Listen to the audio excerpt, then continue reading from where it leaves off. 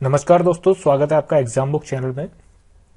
दोस्तों, इस वीडियो में थोड़ा सा मैं डिफरेंट टॉपिक एक उठा रहा हूं जो कि आपको पता भी होना चाहिए, क्योंकि आप एक यूपीएसआई के सीरियस एस्पिरेंट हैं। अगर आप ये वीडियो देख रहे हैं तो बात करेंगे यूपीएसआई 2020 कितना कंपटीशन है, किस टाइप के लड़के हैं और कैसी फाइट होगी इस बार, ये सब बारे में डिटेल में बात करेंगे।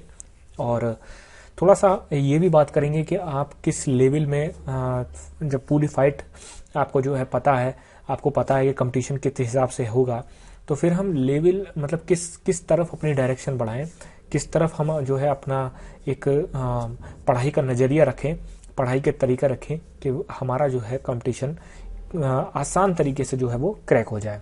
तो चलिए सबसे पहले देखते हैं कि टाइप्स ऑफ स्टूडेंट जो तैयारी कर रहा है लड़का, ठीक है, या जो तैयारी स्टूडेंट कर रहा है, वो लड़का हो या लड़की, मतलब किस तरीके के स्टूडेंट हैं। खासकर मैं लड़कों के बारे में मतलब मैं इसलिए ज़्यादा मेरे मुंह से निकलता है क्योंकि लगभग 80% जो स्ट्रेंथ होती है वो आपकी बॉय की होती है, ठीक है, और आपके 20% में आपके गर्ल्स फॉर्म भरते हैं, ठीक है। तो हम बात करते हैं कि टाइप्स ऑफ स्टूडेंट। जैसे मैं मान लेता हूँ ग्रेजुएशन लेवल में मिनिमम मान लेता हूँ, तो ग्रेजुएशन में कुछ लड़के होंगे जिन्होंने बीए करा होगा, कुछ लड़के होंगे जिन्होंने बीएससी, और बीएससी में भी दो विंग होंगी, एक बायो वाली होगी और एक मैथ्स वाली होगी। उसके बाद बीकॉम, फिर आपका जो है बीटेक, ठीक है। ये मेनली चार जो तरह के जो मैं स्टूडेंट बता रहा हूँ, इन्हीं से लगभग 90 to 95% आपका जो है वो फिलअप मतलब हो जाएगा एक तरीके से। इतने इस टाइप से ही लड़के होंगे। तो पहले मैं बात करता हूँ, एक एक करके पकड़ता हूँ मैं। जैसे बीए वाले जो स्टूडेंट्स होंगे, इनके जो कमजोर पॉइंट होंगे वो आपके सबसे ज्यादा कमजोर होगा मैथ्स, रीजनिंग। और जो बायो वाले होंगे उनके साथ भी सेम यही होगा, मैथ्स और रीजनिंग। अगर उन्होंने इंटर में जो है वो अगर आप उन्होंने मैथ्स और रीजनिंग पढ़ी है तो कोई प्रॉब्लम नहीं होगी। और मैथ्स वाले स्टूडेंट होंगे उनके लिए प्रॉब्लम होगी जीएस और हिंदी। और बीकॉम वाले होंगे उनके लिए तो कह सकता हूं मैं रीजनिंग और हिंदी को छोड़ के मैथ्स और आपका जीएस, ये प्रॉब्लम होगी। और बीटेक वालों के साथ मैं समझता हूँ जीएस की ही प्रॉब्लम होगी, और ज्यादा होगी तो हिंदी की प्रॉब्लम होगी, ठीक है। ये आपके कॉमन कुछ ऐसे स्टूडेंट्स हैं जिनके बारे में मैं बात कर रहा हूं। अब देखिए कंपटीशन का लेवल इस तरीके का है कि जैसे बोर्ड ने बताया है कि हम भाई 10 लाख जो है फॉर्म भरे जाएंगे, ठीक है। ये तब बताया उसने कि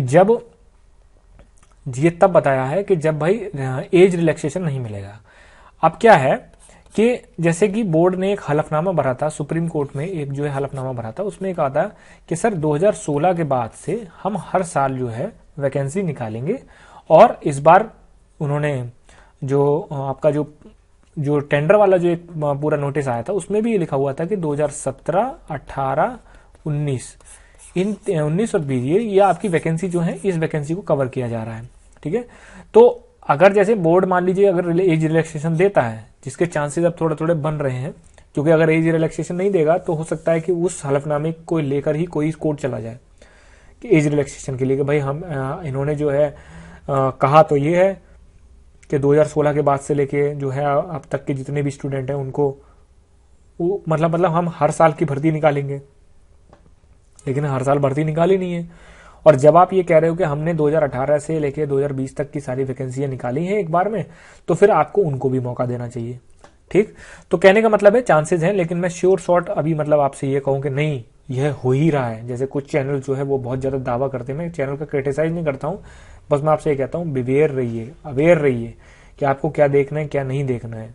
बिल्कुल मतलब इस तरीके से स्टूडेंट की तरह बिहेव मत करा करिए जैसे जो बिल्कुल जो बच्चे होते हैं, ये कुछ भी देख लिया उसके बाद सोचा कि चलो एग्जाम बुक में फोन कर देते हैं, सर तो बता ही देंगे।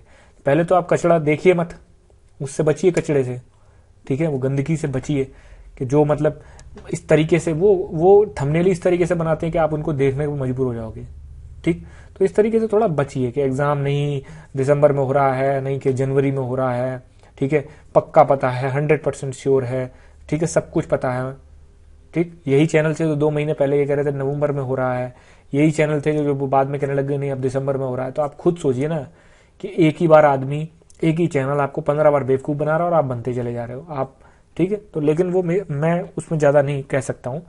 तो ये तो हो गया आपका बात। जब अगर मान लीजिए बोर्ड ने अगर एज रिलैक्सेशन दे दिया तो ये समझ लीजिए कि लगभग 15 लाख आपके फॉर्म हो जाएंगे। ठीक है, 15 लाख आपके मिनिमम फॉर्म हो जाएंगे, ऐसे समझ लीजिए अगर एज रिलैक्सेशन देता है। अब ये है कि एज रिलैक्सेशन में बोर्ड किस तरीके की अपनी चीजें करेगा, वैसे बोर्ड के हाथ में नहीं है, गवर्नमेंट के हाथ में ही होता है, तो ये देखना है। लेकिन अभी तो आप 10 लाख मान के चलिए।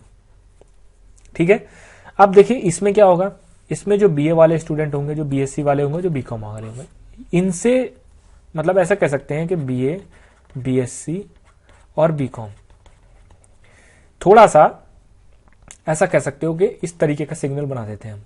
ठीक है, बीटेक कि बीटेक का जो स्टूडेंट होता है वो मेंटली रूप से और उसका पकड़ जो क्षमता होती है उसकी, वो थोड़ी सी ज्यादा होती है। मैं किसी को डिमीन नहीं कर रहा हूं, लेकिन मैं ये प्रैक्टिकल बेस पे आपको बता रहा हूं कि बीटेक वाला जो होता है या तो इक्वल होगा या फिर थोड़ा सा ज्यादा होगा। क्यों? क्योंकि इन बंदों को एक आदत होती है कि ये 4 साल में पढ़ाई जो करते हैं लास्ट सेमेस्टर में, अपना मुश्किल से 1 हफ्ता पढ़ा, एक रात पढ़ा और अपना पेपर दिया है और अपना जो है पास हो गए। ठीक, अब आप कहोगे कुछ बीए बीएससी वाले और बीकॉम वाले जो स्टूडेंट्स होंगे वो भी ये बोलेंगे सर ऐसा तो हमने भी किया, लेकिन आपकी पढ़ाई में और बीटेक की पढ़ाई में अंतर भी तो होता है। ठीक है, तो ये एक अंतर है। अब ये लोग बीटेक वाले जो मैंने ज्यादातर देखा है, आप यही समझ लीजिए कि कांस्टेबल से लेके, बेरोजगारी का समय है, बहुत सारे बीटेक के स्टूडेंट कांस्टेबल बने, कांस्टेबल से लेके यूपीएससी तक एक सेम पैटर्न देखने को मिलता है कि ये जो बीटेक वाले स्टूडेंट्स होते हैं ये स्मार्ट तरीके से पढ़ाई करते हैं, कम समय में पढ़ाई करते हैं, एक अप्रोच इनकी अलग होती है। और जैसे मैंने आपको हमेशा बताया है कि सही कंटेंट इनका बहुत ही क्रिस्प होता है, बहुत ही सही होता है और बहुत ही ज्यादा मतलब एक तरीके से टारगेटेड कंटेंट होता है। दूसरा, इनकी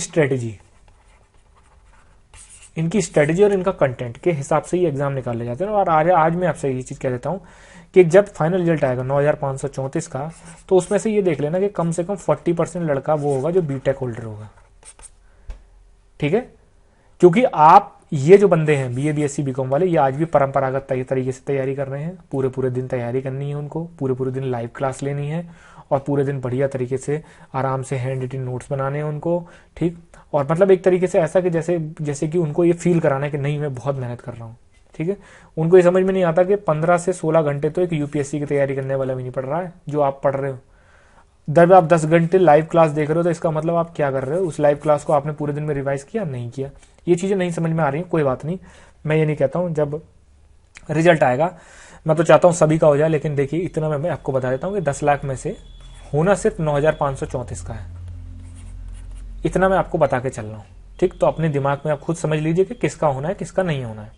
ठीक है, कहने का मतलब यह है कि बीटेक का मैं थोड़ा सा क्यों कह रहा हूं ये चीज, क्योंकि इनका मैंने आपको बता दिया कंटेंट, स्ट्रेटेजी, ये सब बिल्कुल ही डिफरेंट होती है और इनको एक आदत होती है कम समय में जल्दी चीजें जो है कि देखिए जब कंटेंट आपका कम होगा, कंटेंट अगर क्रिस्प होगा, टारगेटेड होगा, तो सीधी सी बात है आप जाके उसको हिट करोगे, ये करोगे। क्योंकि जहां तक मेरे जानने में आया है बहुत सारे लोग ऐसे हैं जिनकी 70 से 80 हजार रुपए सैलरी है प्राइवेट सेक्टर में, वो भी छोड़ के यूपीएसआई की तैयारी में जुट गए हैं। क्योंकि प्राइवेट सेक्टर का हाल किस तरीके का वो लॉकडाउन में किसी से छुपा नहीं है। ठीक है, तो कुल मिला के ये जितने भी मैंने टाइप्स ऑफ स्टूडेंट बताए, मैंने ये सारी चीजें बताई, तो आप ये चीज समझ लीजिए। लेकिन हाँ, आज भी मैं आपसे ये बात कहता हूं कि जो भी बंदा, जो भी लड़का हो या लड़की हो, सही तरीके से टारगेटेड क्रिस्प एकदम बढ़िया सिर्फ दिमाग को सेट करके तैयारी करेगा। ठीक है, परसेंटेज में बता दूं तो 100% सिलेक्शन है। एक चीज ध्यान रखना, आप भी तैयारी कर रहे हो और वो भी तैयारी करेंगे जो 9534 में निकलेंगे, तो आप में और उनमें कुछ तो अंतर होगा, तभी तो वो सेलेक्ट होंगे। ठीक, तो आपको ये चीज समझनी पड़ेगी कि मैं कहां पढ़ रहा हूं, मैं जो है कितना पढ़ रहा हूं और क्या ये क्वालिटी कंटेंट है, क्या ये पर्याप्त है, ओवर पर्याप्त तो नहीं है, मतलब ओवर ज्यादा तो नहीं है और बहुत कम तो नहीं है। क्योंकि देखिए यूपीएसआई बनने के लिए बहुत सारी कोचिंग ऐसी इस तरीके की है जिन्होंने यूपीएसआई को यूपीएससी बना दिया है। ठीक है, जो कि बिल्कुल गलत है, डराया जाता है बच्चों को, उनको एक तरीके से मेंटली रूप से इस तरीके से साबित किया जाता है कि यूपीएसआई तो मतलब बहुत ही टफ है। ऐसा कुछ भी नहीं है।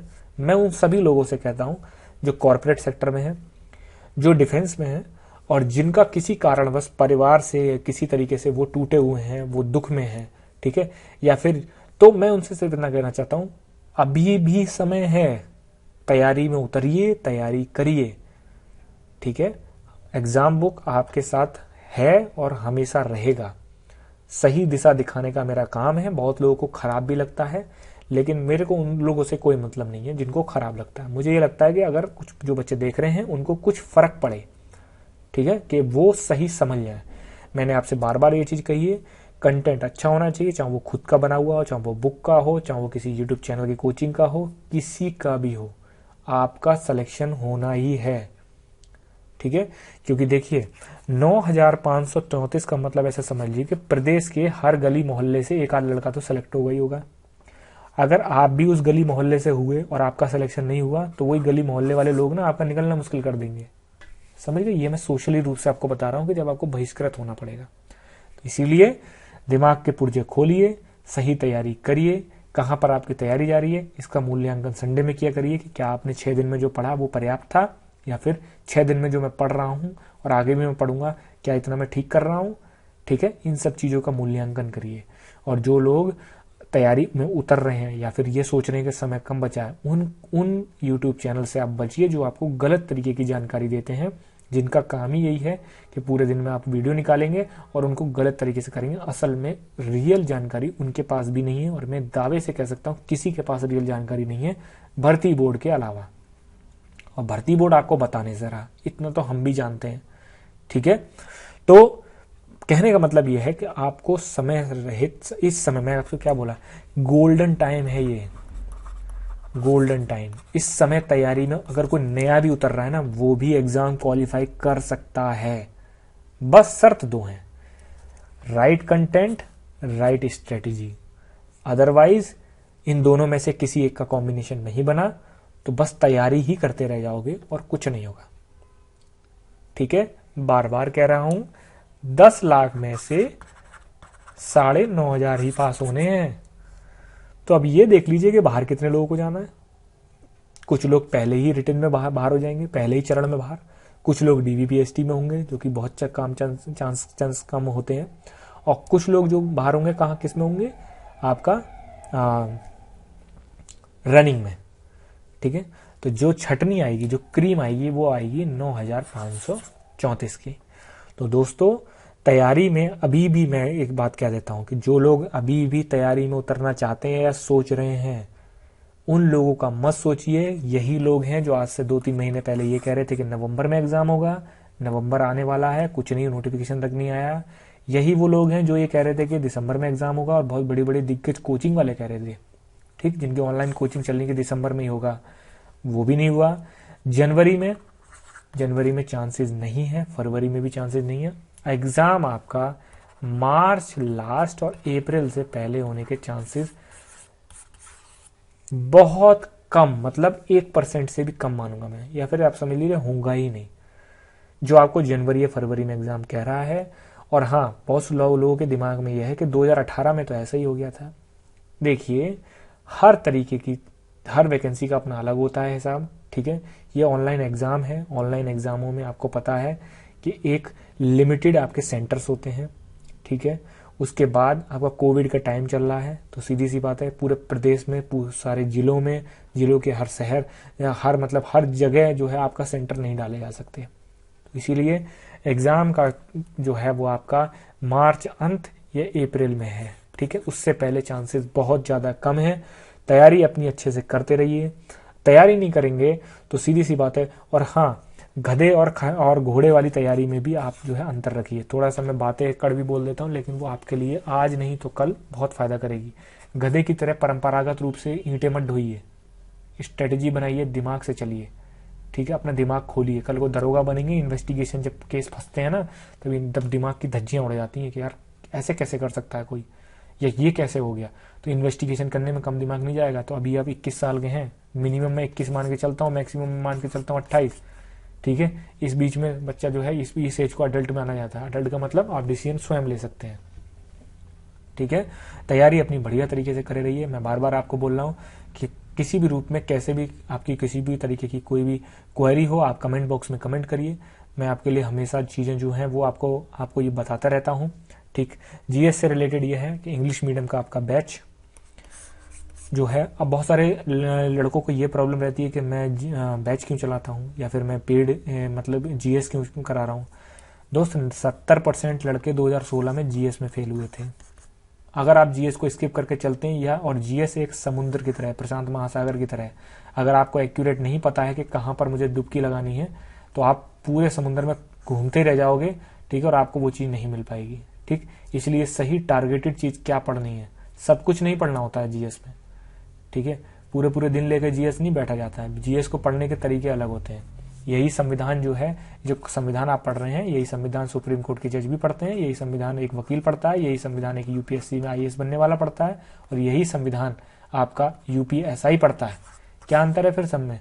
अब मैं आपको यूपीएससी टाइप की, अगर मैं आपको पीसीएस जे वाली, जुडिशरी वाली अगर मैं संविधान कराने लग जाऊं तो आपका क्या फायदा है यूपीएसआई का? यूपीएसआई में संविधान आपको कितना चाहिए, ये आना चाहिए, ये टीचर को पता होना चाहिए। ठीक है, आईपीसी, सीआरपीसी, एविडेंस सब कुछ पढ़ाने से नहीं होता है। अब आईपीसी में आपको सारी धाराएं पढ़ा दी और उसके बाद ये दावे से कहा जा रहा है कि नहीं आएगा तो इसी में से आएगा, तो इसमें टीचर का टैलेंट क्या हुआ? इससे अच्छा तो हम किताब लेकर खुद ही पढ़ लेते। अगर आईपीसी मुझे पूरी ही पढ़नी है, आईपीसी में मुझे सारी धाराएं रटनी है, तो आपको पैसा देने का क्या फायदा? आपको आप में फिर क्या बात का टैलेंट है? खुद समझिए। ठीक है, खुद अपने विवेक का इस्तेमाल करो, दूसरे विवेक का नहीं, अपने विवेक का इस्तेमाल करो। चीजें जो है आपको समझ में आ जाएंगी कि मुझे किस तरीके से जाना है। एक चीज ध्यान रखना, फेल हुए ना, ठीक, तो खुद को तो कोसोगे। कोई आपका किसी भी आप कोचिंग में किसी भी टीचर पे किसी पे आप ब्लेम नहीं डाल पाओगे, कुछ नहीं होगा फिर। इसीलिए ढंग से तैयारी कर लो, अभी टाइम है। ज्यादा नोटिफिकेशन के पीछे मत भागो कि नोटिफिकेशन कब आएगा, नोटिफिकेशन कब आएगा। और एक बार आ गया ना, फिर समय नहीं मिलेगा आपको, फिर सीधे के सीधे दिखोगे वहां एग्जामिनेशन रूम में, और अभी पता नहीं है आपको एग्जामिनेशन रूम में चीजें क्या कैसे होती हैं। ठीक, आप तो मस्त एकदम गर्मियों में एसी में और ठंडों में आप जो है आएंगे तो रजाई में बैठ के अपना आराम से सेट सॉल्व करोगे। और वहां जिस चेयर पे बैठोगे ना, वो चेयर भी खटर पटर कर रही होगी। ठीक है, और अगर आप अप्रैल मई में एग्जाम हुआ तो गर्मी होगी ऐसी, कोई पंखा हो सकता है ऊपर पंखा भी ना चल रहा हो। ठीक, हो सकता है माउस ठीक से वर्क ना कर रहा हो। समझ गए? तो ऐसी कंडीशन को भी लेके चलिए। और उस दिन प्रेशर ये होगा कि अगर आज हमने परफॉर्म नहीं किया तो आज के बाद कुछ परफॉर्म नहीं होगा। तो इसलिए ये सारी चीजें देख के चलिए। ठीक, अपना दिमाग जो है स्थिर रखिए, चीजों को जो है समझिए। कोई आपका वो नहीं देगा आपको। ठीक, जितना मैं आपको बता रहा हूं उतना कोई नहीं बताएगा। आंख खोलने की आपकी इतनी कोशिश करता हूं मैं, लेकिन आपकी आंखें नहीं खुल रही हैं। तुम ना खोलें भाई, अपने आप समझ में आ जाएगा। फिर बता रहा हूं 10 लाख में से पास 9,500 ही होने हैं। कुछ लोगों को बात बहुत ज्यादा बुरी लगेंगी, वो कमेंट भी करेंगे आके, लेकिन दोस्त एक दिन अपने ना शांति से आंख बंद करके ये सोचना कि अगर मेरा नहीं हुआ तो फिर क्या होगा। आप क्या सोच रहे, दोबारा वैकेंसी आएगी? ठीक, 2025 से पहले आ जाए तो आप बता देना मेरे को। 2011 के बाद आई 16 में, और 16 के बाद आपको आई 20 में। अब लगा लो कितना गैप लेती है वैकेंसी यूपीएसआई की। ठीक है, डबल स्टार लगाने का मौका हर एक को नहीं मिलता है। तो दोस्तों, ये इंग्लिश का बैच है आपका। इसमें आपको वीडियो जो है वो बाइलिंगुअल होगी, पीडीएफ में आपका कंप्लीट इंग्लिश में नोट्स मिलेंगे आपको। 16 अक्टूबर से एक बैच स्टार्ट हुआ है, क्योंकि इंग्लिश मीडियम में बच्चे बहुत कम है। ठीक है, फीस आपकी इसकी 400 है, क्योंकि मजबूरी है। इंग्लिश में आपका बैच कहीं भी नहीं है। दूसरा, कंटेंट बनाने में इंग्लिश में बहुत ज्यादा मेहनत लगती है, क्योंकि आपको भी पता है अगर उत्तर प्रदेश की मान लें तो 95% बच्चा जो है हिंदी मीडियम का है। ठीक है, तो इसमें ना तो हमारी कोई गलती है ना आपकी है। और आजकल क्लियर कट बात है, अगर आपको अच्छा कंटेंट चाहिए, क्वालिटी कंटेंट चाहिए, तो कोई फ्री में नहीं देगा, क्योंकि सामने वाला भी बहुत मेहनत कर रहा है उस पर। ठीक है, आपको पास भी होना, आपको दरगाही बनना, और आपको फ्री भी चाहिए सारी चीजें। कोई आजकल चैरिटी नहीं चला रहा है।